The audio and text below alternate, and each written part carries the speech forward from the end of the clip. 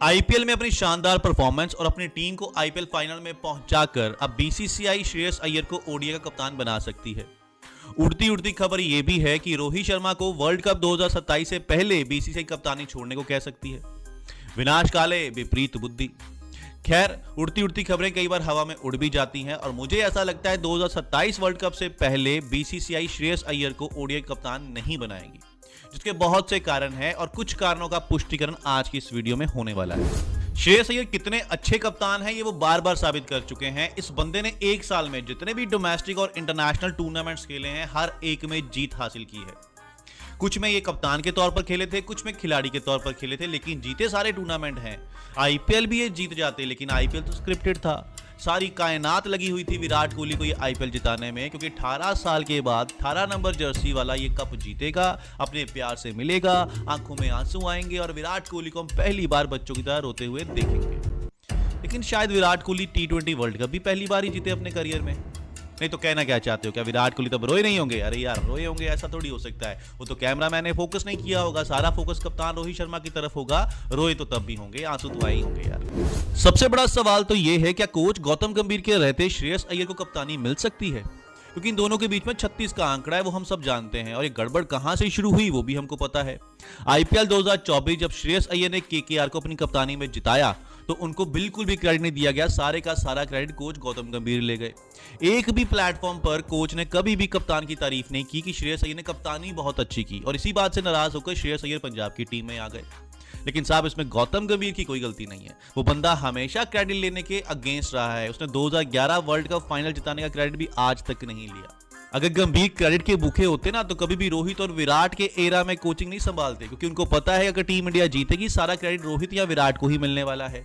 लेकिन एक सेकंड, ये टेस्ट से रोहित और विराट ने अचानक रिटायरमेंट क्यों ले ली? T20 वर्ल्ड कप से भी रिटायरमेंट ले ली? अरे नहीं नहीं नहीं यार, इसमें गौतम गंभीर का कोई हाथ नहीं है, उनकी कोई गलती नहीं है। ये तो उनका अपना पर्सनल डिसीजन है, उनका मन किया होगा रिटायरमेंट लेने का, उन्होंने ले ली होगी। आप अगर नोट करोगे ना, गौतम गंभीर के कोच बनने के बाद से ही श्रेयस अय्यर के बारे में ज्यादा बातें नहीं होती और उनको इग्नोर किया जाता है। अगर ऐसा नहीं होता तो Shreyas Iyer T20 world cup का हिस्सा पक्का होते।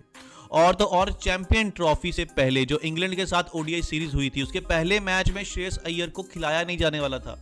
वो तो विराट कोहली इंजर्ड हो गए, इसलिए श्रेयस को मौका मिला और श्रेयस अय्यर ने वहां पर क्रूशियल 56 स्कोर बनाए जब टीम को सबसे ज्यादा जरूरत थी, और अपनी जगह पक्की की। आप सोचिए, उस खिलाड़ी को जिसने वर्ल्ड कप 2023 में स्कोर बनाए हो, उसके जस्ट एक साल के बाद आप उसको ओडीआई टीम से ड्रॉप करने की प्लानिंग कर रहे हो। अगर आप उसको इंग्लैंड के अगेंस्ट नहीं खिलाने वाले थे, इसका मतलब आप ये सोच के बैठे हुए थे कि चैंपियन ट्रॉफी में भी वो प्लेइंग 11 का हिस्सा नहीं होगा। और तो और, जब इंग्लैंड टेस्ट सीरीज के लिए टीम का ऐलान हुआ तो 15 खिलाड़ियों की लिस्ट में श्रेयस अय्यर का नाम नहीं था, जो सबके लिए शॉकिंग था, क्योंकि आपने ऐसे ऐसे खिलाड़ियों को मौका दिया जो पहली बार इंग्लैंड जा रहे हैं, लेकिन आपने श्रेयस अय्यर को मौका नहीं दिया जिसके पास इतना एक्सपीरियंस है। अब आप ये कह रहे हो कि डोमेस्टिक में एक दो मैचेस में परफॉर्मेंस देखकर हमने श्रेयस अय्यर को सिलेक्ट नहीं किया, तो भाई वो भी एक टाइम था जब फॉर्म देखकर टीम में शामिल किया जाता था। अगर किसी खिलाड़ी की ओडीआई में फॉर्म अच्छी है तो उसको टेस्ट में शामिल कर लिया जाता था। ऐसे ही अब श्रेयस अय्यर ओडीआई और T20 दोनों अच्छे खेल रहे हैं, फॉर्म में हैं, कॉन्फिडेंस हैं, तो उनको टेस्ट में मौका तो मिलना ही चाहिए था। 15 खिलाड़ी की लिस्ट तो छोड़िए, जो प्रैक्टिस मैच के लिए इंडिया ए टीम का ऐलान हुआ उसमें भी श्रेयस अय्यर का नाम नहीं है। तो साहब, कहीं ना कहीं कुछ तो गड़बड़ है, कहीं मामला खराब तो है। और अगर वाकई में बीसीसीआई ये सोच रही है कि श्रेयस अय्यर को कप्तान बनाया जाएगा, तो फिर शुभमन गिल व्हाइट बॉल के वाइस कप्तान क्यों है? सबसे पहला काम तो यही करना चाहिए कि आप शुभमन गिल को हटा के श्रेयस अय्यर को वाइस कप्तान बना दीजिए और कप्तान रहने दीजिए रोहित शर्मा को, ताकि सबको ऑब्वियसली पता हो जब रोहित शर्मा छोड़ेंगे तो उसके बाद कप्तान कौन बनेगा? श्रेयस अय्यर ही बनेंगे।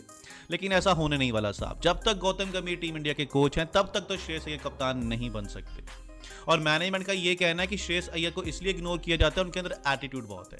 अरे यार, एटीट्यूड की बातें कौन कर रहा है? आपने उस बंदे को कोच बनाया हुआ है जो हमारे टीम इंडिया के सुपरस्टार प्लेयर विराट कोहली से बीच मैदान में भिड़ जाता है, जो नेशनल प्लेटफॉर्म पर बैठकर महेंद्र सिंह धोनी को क्रिटिसाइज कर देता है। अगर आपको उसके एटीट्यूड से प्रॉब्लम नहीं है तो श्रेयस अय्यर के एटीट्यूड से क्या प्रॉब्लम हो सकती है?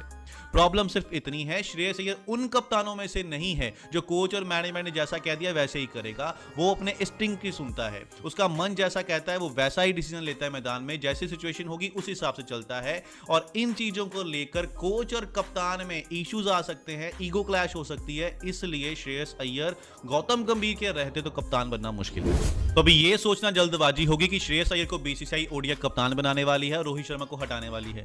सबसे पहला काम तो बीसीसीआई को करना चाहिए, श्रेयस अय्यर को तीनों फॉर्मेट में शामिल करे, उसको टेस्ट टीम का भी हिस्सा बनाए और उसको टी20 टीम का भी हिस्सा बनाए, क्योंकि टी20 2026 में वर्ल्ड कप होने वाला है। सूर्य कुमार यादव के बाद श्रेयस अय्यर को टी20 का कप्तान बनाया जाए और 27 तक रोहित शर्मा को कप्तान रहने दिया जाए और श्रेयस अय्यर को बनाया जाए वाइस कप्तान।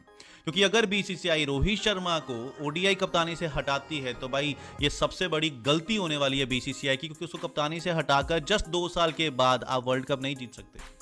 रोहित शर्मा के पास इतना एक्सपीरियंस है ना, अगर वो परफॉर्म नहीं भी करेगा, 35-40 स्कोर भी बनाएगा, तब भी वो अपने एक्सपीरियंस के साथ टीम इंडिया को 2027 वर्ल्ड कप जिताने का दम रखता है। तो ये भूल तो बीसीसीआई करे ही ना कि रोहित शर्मा को कप्तानी से हटा दे। शुभमन गिल के पास अभी बहुत समय है और इंग्लैंड टूर पर उनकी कप्तानी का इम्तिहान भी है, और अगर वो इस इम्तिहान में पास हो गए तो भाई साहब फिर तो आप भूल ही जाइए कि श्रेयस अय्यर को कप्तान बनाया जाएगा। फिर तो पक्का ओडीआई के कप्तान शुभमन गिल ही होने वाले हैं।